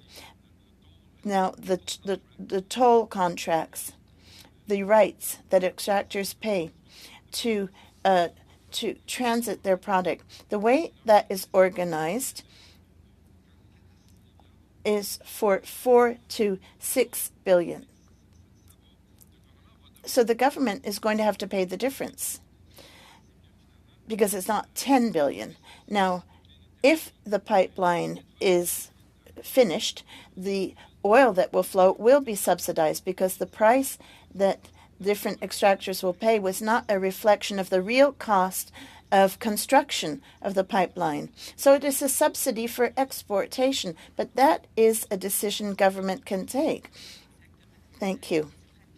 Very quickly, I have very little time left. Can you sum up what is happening economically when technological innovation reduces the carbon production of a good and service? Could you have results globally? Well, for oil products, that could translate in an increase in the use of the resource, and it could increase emissions. So it all depends on what you do. What is clear is electrification is eliminating emissions, whereas all the other forms of innovation around fossil fuels that will be necessary, there will be need for oil and gas right through to the next century, but it's the scale that we will use that. Ms. Collins? Thank you so much, Mr. Chair. My first question is for Dr. Hoyka. In your opening statement, you talked a little bit about the imbalance in supports to the fossil fuel industry in comparison to renewable energy. 14 billion per year from governments for the fossil fuel industry, whereas renewable energy is receiving less than 1 billion in funding over the past 4 years. And you also mentioned that Canada is not supporting these proven technologies to the extent that's needed to meet our climate goals.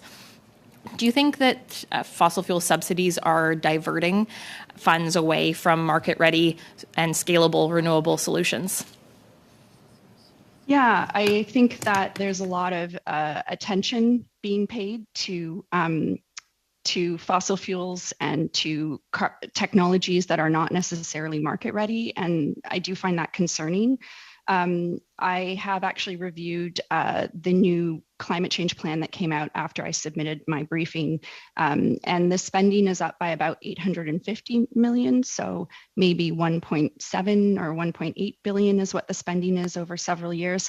Some of the spending on fossil fuels has been estimated at 8 billion a year to 14 billion a year and 50 billion a year for the tax credit for carbon capture, utilization, and storage. So they aren't particularly similar in terms of level of support. But the other types of supports that are also really important are regulatory supports and knowledge and training supports. Patrick Weller asked me about, is the government doing all of these things? Yes, they are doing some of the things. I've reviewed the clean electricity standard. I've reviewed the climate change emissions report, and what I'm finding is that there's not enough spending on renewables. There could be a lot more, particularly in comparison to fossil fuels. I also put into my briefing note that over the course of about 50 years, spending on nuclear and fossil fuels from both the public and private sector outpaced by orders of magnitude the spending that's being given to renewables and energy efficiency. So for example, the energy efficiency program, I think it's wonderful that it's targeting deep energy reductions, but it's only targeting 700,000 homes, and it hasn't gotten terribly far in terms of the number of homes that have been addressed in Canada. I think that with more administrative support, it could roll out a whole lot faster. And in terms of, yes. Sorry, Dr. Hoyka, can you talk a little bit about how much the cost of renewables has decreased over the last decade? And wouldn't it be a more effective use of scarce financial resources to be investing in this clean energy transition? Absolutely. So the costs of fossil fuels have decreased extremely rapidly in the past few years. For example, the cost of solar power has decreased by something like 80%, wind energy 26% year on year. We're also finding, if you look at the International Energy Agency's tech readiness scale, they are quite high on the tech readiness scale, with 11 being top marks, and they're in the 9s and the 10s for that. So those are, so they are technologically ready. The cost has come down. A paper came out recently in Nature, which is the world's top journal, and it has found that renewable energy is actually more cost effective and cheaper than coal. One of the ways to bring down the costs and increase reliability is by combining clusters of innovations. And this is what's happening in the newest legislation in Europe under the Renewable Energy Communities and Energy Communities legislation, where they're combining a range of innovations that would support more reliability. And also, when you cluster renewables, you can bring down the costs of things like storage, which I can explain in more detail to anybody who wants to have a meeting with me about that. And so, yes, technology is moving really, really rapidly, but so is regulation in places like Europe. And that regulation is ready to be adapted to Canada. And I do think that this is the area where we should be really focusing our efforts and our attention and our spending. Could you talk a little bit about the opportunities you see for rural, remote, and Indigenous communities when it comes to investing in renewable energy?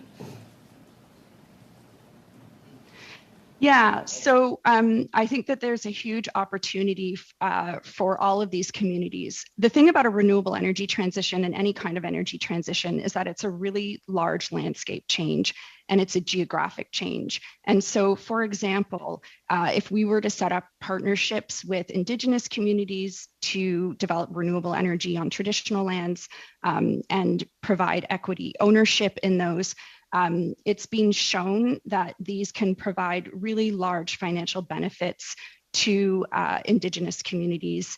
I'm also working on research right now about how renewables can become an effective source of benefits, financial, local economic development for rural communities.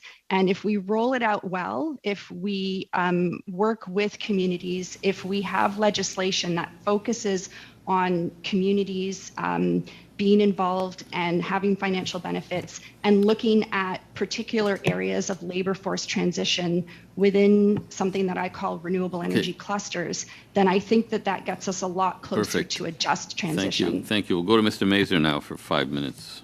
Thank you, Chair, and thank you to the witnesses for coming out this afternoon. Mr. Mateague, we heard from a witness during this study who stated, limiting access to capital or increasing taxes will only have a negative effects on Canada's economy, energy affordability, emissions reductions progress, and global energy security.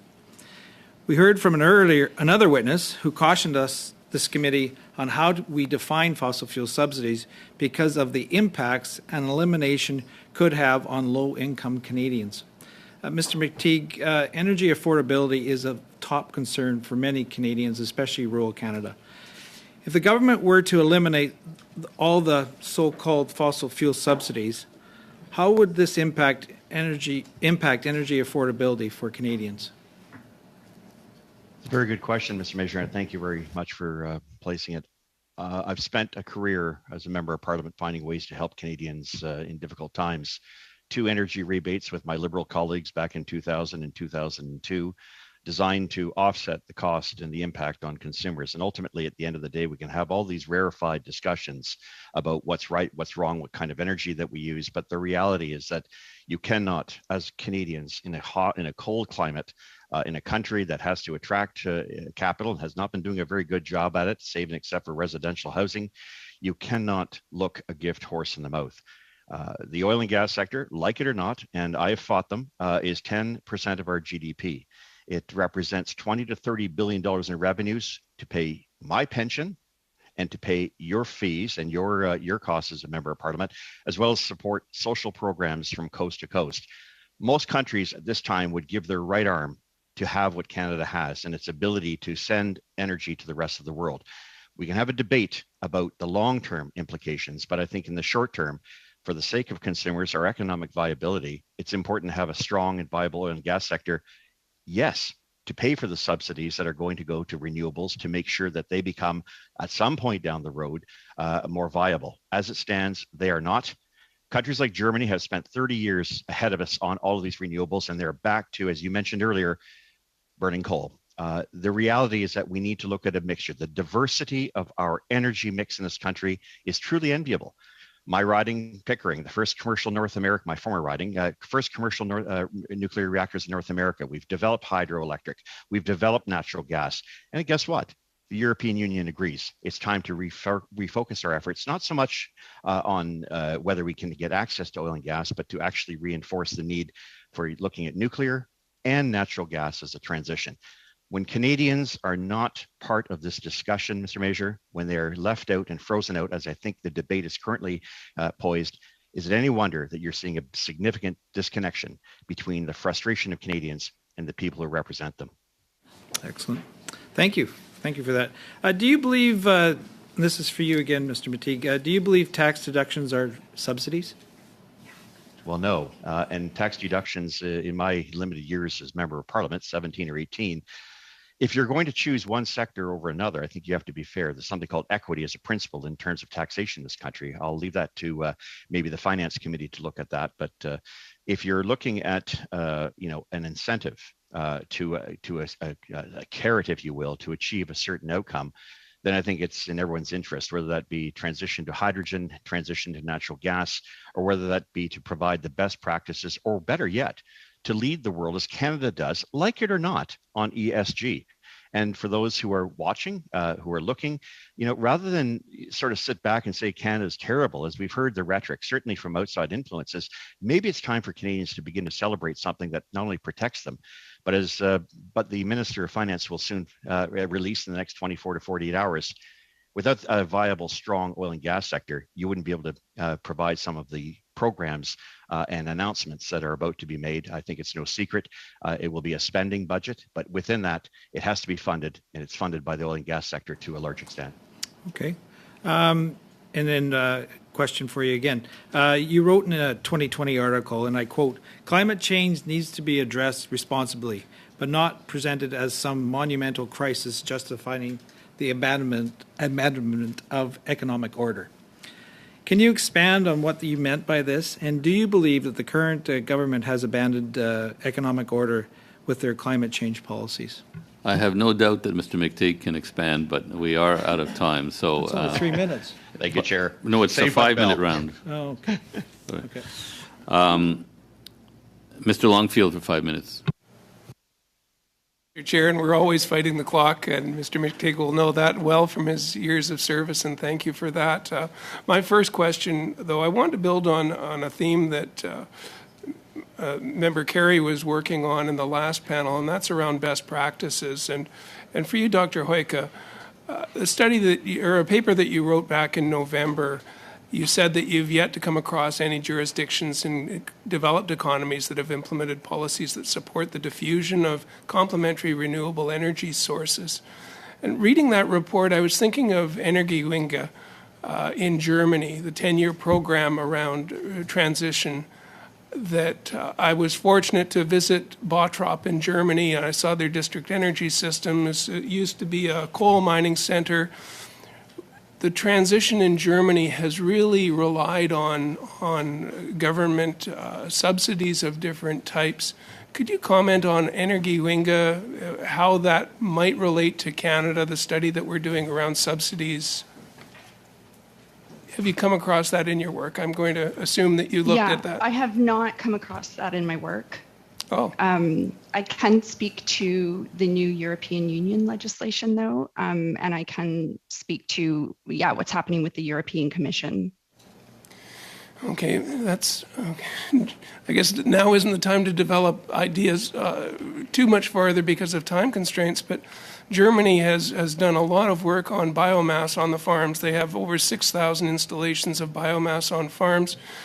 The installation in municipalities of district energy, which is why I was there on behalf of Guelph before politics, looking at how we could get district energy implemented in Guelph to reduce our carbon footprint, but still it relies on natural gas in terms of heat source, but it's something that Germany has done. You can see Germany, as Mr. McTeague said, is still using some fossil fuels.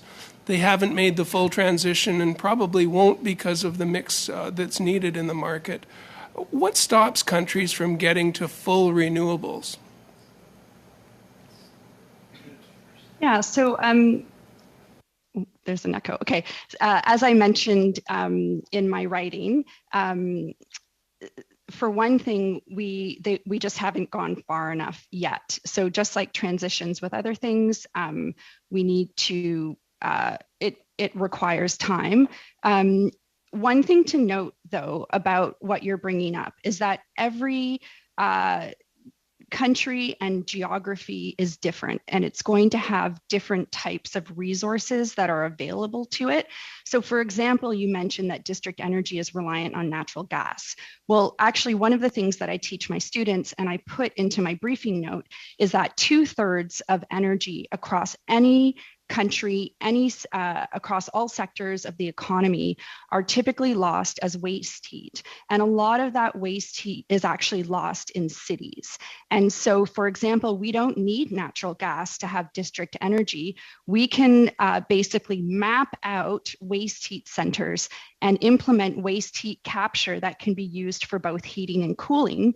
And that would dramatically reduce the amount of fuel that we need for heating and cooling. So for example, taking waste heat from industrial processes and using that for district energy. If I can interrupt, because of time, Guelph looked at that. We have waste heat at the hospital. We have waste heat at the rink downtown.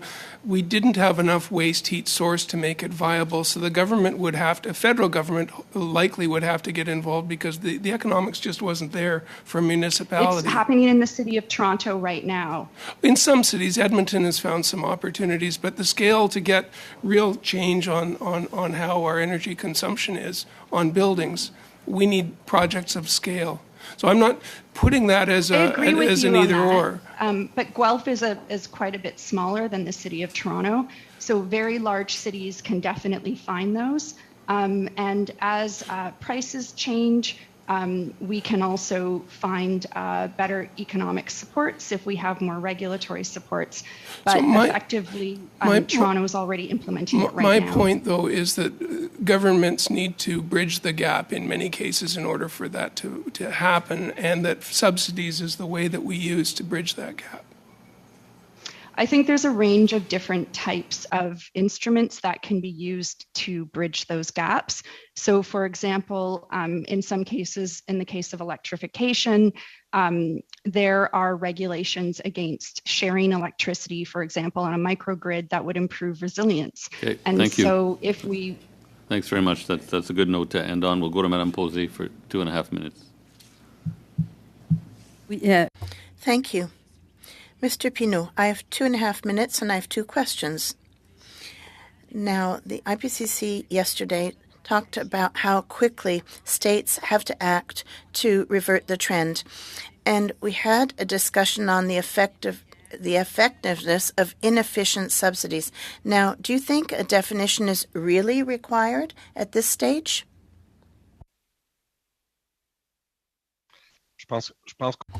I think that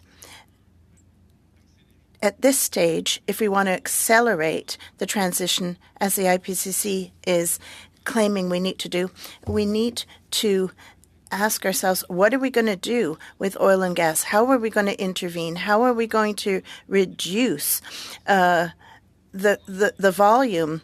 And we have provinces that depend a great deal, 3 at least, and now that's the conversation we should be having. And unfortunately, it's not the conversation we're having. The conversation we're having is how to extend the life of a sector that should be reduced for all practical purposes. I don't know if you are aware of the Rosa Galvez senator's bill. And she talks about financial risks connected with climate cannot be treated as ordinary financial risks because they're characterized by radical uncertainty with catastrophic, irreversible consequences, and for that reason require a different approach to align financial flows and climate change. Are you in agreement with this statement? Yes. I agree, and most investors have gone in that direction. the oil sector has trouble raising capital from institutional investors because they've adopted policies where they're going to divest. For the gas sector, that's still under discussion. It's a sector where you haven't had the same reaction. But for the oil sector, for all practical purposes, big investors are withdrawing.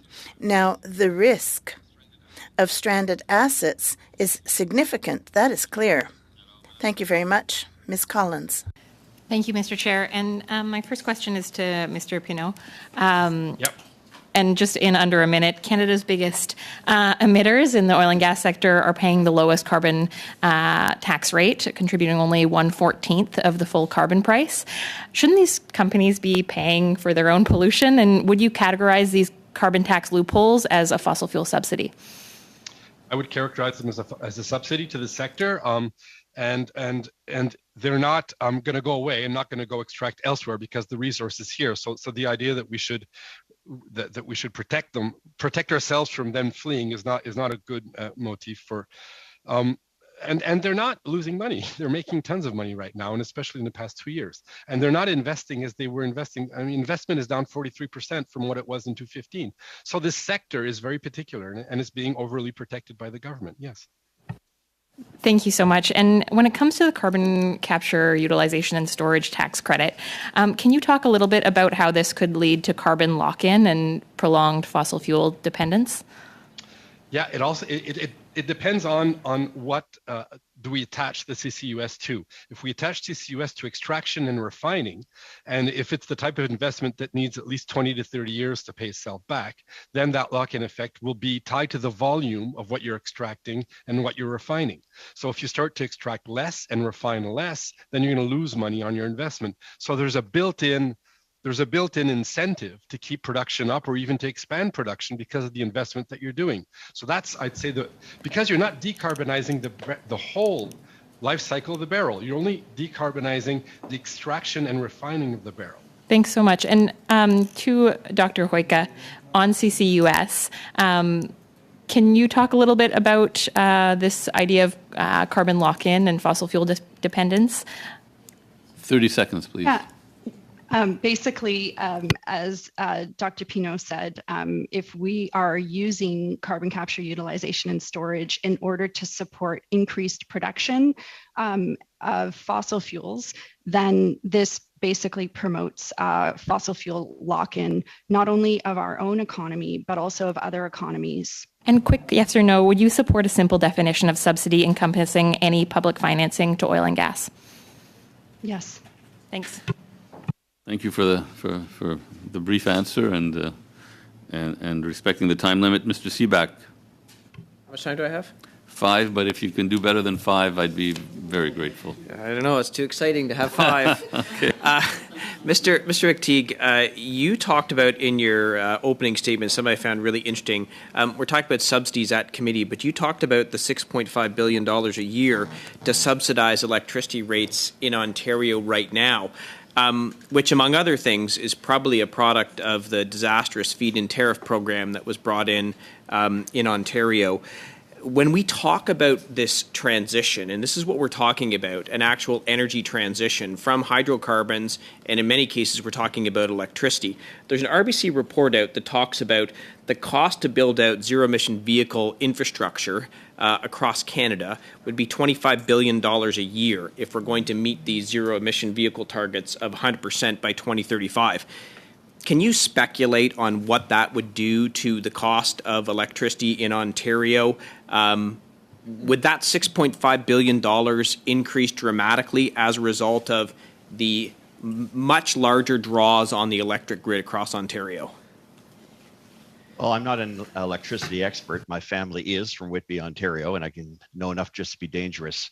Look, if you're going to dig up every line in this country, in this city, in this province, replace it with the green transformer boxes to accommodate the much larger number of EVs on the road, you're going to have to change transmission lines, perhaps build another 5 or 6 nuclear reactors, another 3 or 4 Site C dams, another 2 or 3 Muskrat Falls dams. You get an idea that while we have this concept that we can make that transition, we can do it within an 8-year period or 10-year period or 20-year period. there comes the question of who's going to pay for this, how is it going to be paid. And for RBC, of course, making this point, I think it's interesting because the first question they and bondholders will be asking, Moody's, Fitch, Standard & Poor's, is how's the credit rating of your country going? Notwithstanding all of the ESG and disinvestment moves by woke capitalists, the reality is that it will come down to consumers and to the Canadian public having to pay for this. I don't disagree that we should go in that direction, but I think we have to do so methodically as the science and technology permits. Trying to get trendy and virtue signal and involve yourself in political demagoguery doesn't achieve anything more than to frustrate the very people you want to have on board. My guess is that we're going to be with oil and gas for a very long time. Whether Canada produces it or not is a question for you as politicians. Would you prefer Venezuela, Russia, Iran, or Saudi Arabia produce it, or can the Canadian government be involved as a partner with continuing down this road of demonstrating not only they're getting their act together with respect to substantial decreases in emissions of all types, and not just carbon. Let's talk about other emissions as well. New technologies, DEF, other things. We have to be responsible, not just to ourselves and to our consumers, but to the rest of the world who wants a whole lot more Canadian oil and gas, like it or not, despite the narrative. Thanks. Dr. Hoyka, you talk a lot about electricity and how these are some of the answers. And again, we're talking about transitions. Vaclav Smil, who writes about energy transitions, he does talk about if you're going to transition, for example, from a natural gas electric generating station, for example, to solar or wind, it would often take up 100 or even 1,000 times more land mass to match that production. When you talk about these transitions to electrification, do you look at those as part of your equations? Yep, that's what my Canada Research Chair that was approved by external reviewers is based on. And so where is the land mass going to come?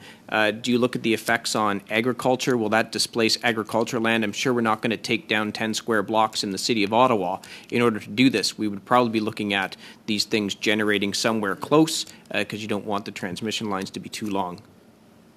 Not necessarily.